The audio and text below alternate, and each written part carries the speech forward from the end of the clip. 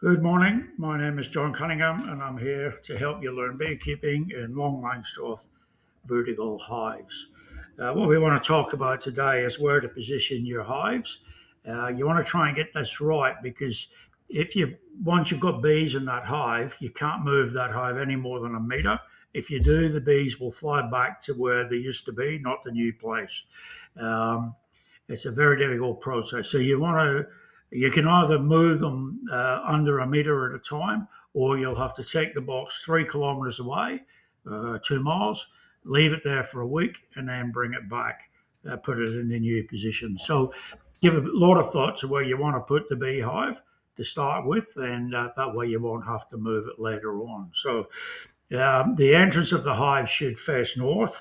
Well, we do that in Australia, but we're trying to avoid westerly and easterly winds. So wherever you are in the world, the main thing is you don't want strong winds blowing into the hive because the bees don't like the wind, the air being disturbed inside the hive. So you want to make sure that you have that the hive is level vertically, with maybe a slight slope towards the front, of 10 or 20 mil, for the rain to run off or out of the hive if any rain does get into the hive. Now, another thing to be aware of if you've got the hive on soil is the grass and the weeds can grow up and can create a bit of a blockage to the front of the hive, and also they're a bit difficult to.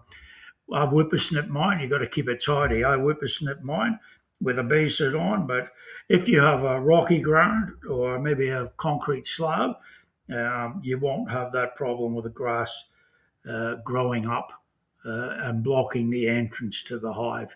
Generally, it's not a big problem. The bees can find a way through the grass, but it helps them if it's kept clear.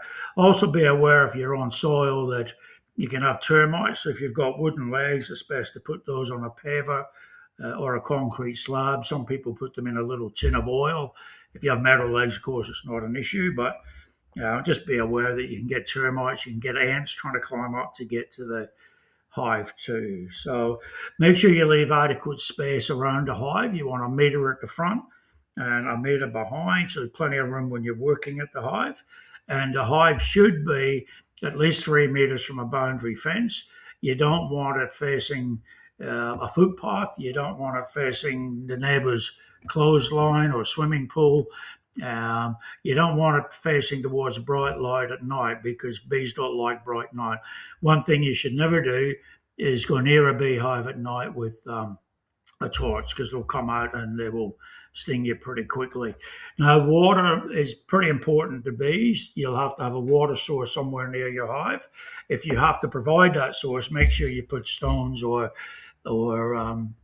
twigs that they if they land on water, they can drown. They've got to be able to get back out of the water. So bees will fly 3 kilometers for food.